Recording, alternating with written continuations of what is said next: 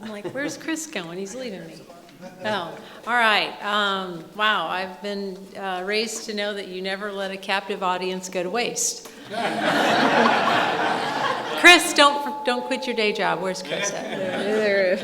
No. Thank you guys so much. We never would have thought years ago that we would be philanthropists and going after and having a nonprofit and working for a community. I grew up in retail. Chris grew up a little bit differently, but he was the bike racer, so he brought cycling into our life. And I want to introduce, I have two of my children here, my oldest two, Aubrey and Axel, right there. They help us, they work at the shop, and then I have, so when we first, so it's been Chris and I that have done everything for pretty much all of it. We have a director that helps our bike team, which was the top amateur road cycling team in the country from Jefferson County. I mean, like, most people don't know that. It's a pretty big deal in the cycling world. Hi, Sarah. I can't forget Sarah, my sister. She comes over and watches my baby for me 4 days a week.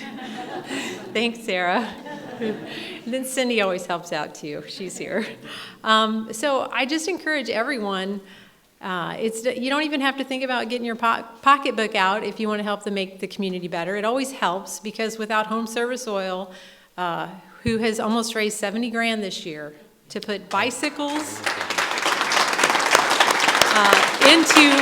so basically the schools there's 15, 16 schools total that will have, in their PE program, they're going to have cycling. So it's these little bitty balance bikes for kindergarten and first graders.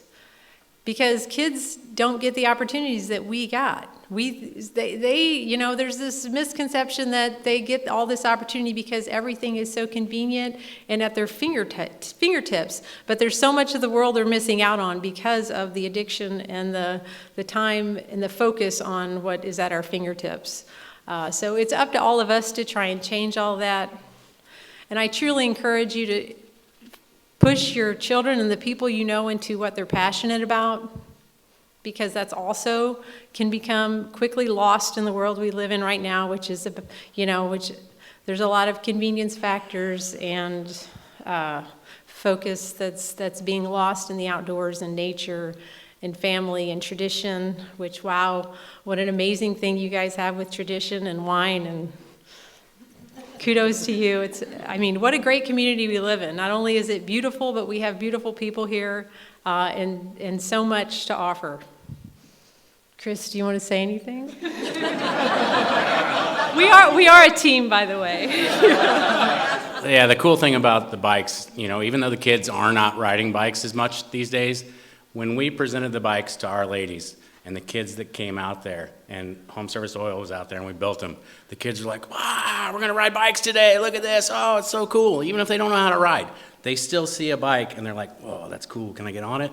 And they want to do it. And so to put it in the classroom and let the PE teachers take care of it and teach those kids that it's okay to be scared of it, to fall off of it and get back in the saddle and get out there and find that freedom that Gary was talking about. It's huge. And, we just can't be more excited about it. And it's not, we started this little nonprofit thing, but we've got amazing help and an amazing community. When Home Service Oil and Expressmark did their fundraiser, man, their employees just went gangbusters to try and kill it, and the community just went nuts raising money. So it's so awesome, and every single person that we talk to, the number one thing they say is, that's all we did as kids. We rode until the streetlights came on. Yeah, that's what we do, and that's what the kids want to do. So we've got big plans, and we're young, and we're energetic, and we're excited, and we're not going to stop, and we're not going to take no for an answer. And we're going to keep pushing. We bought a mobile pump track with our funds from the Jefferson Foundation. So that's a little track. It's at 2nd Street in Briarton. We put it there, hoping that the kids, knowing that the kids would find it, and they're flocking to it every single day when we drive home from work. They're over there, they're picking up trash after themselves, and they're just having fun. We got scooters, skateboards, bicycles on it. And the other day, we had some customers come in, young kids come in, and they said, hey, is that your guys' pump track? And we're like, yeah. I'm like, thank you so much. Otherwise, if we didn't have that, we'd be at home on the couch right now doing nothing. These were kids. They came in and took it upon themselves to say that. So it's so cool. And you know, I've had some negativity. Some people are like, yeah, but the cities won't do anything. They won't spend the money on it. And I'm like, times are changing. Bike parks are popping up all over the country. Everybody wants to get out, get active, and we just have to all come together and go bombard everybody and get everybody applying for grants. There's all kinds of money out there.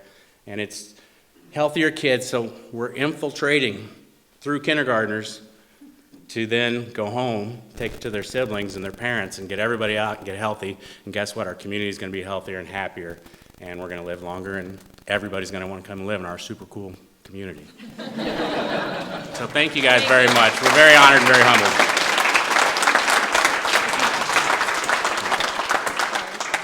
On behalf of the Missouri House, I have a resolution to thank you for your commitment to our community.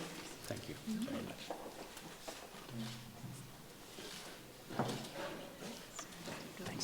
Thank you.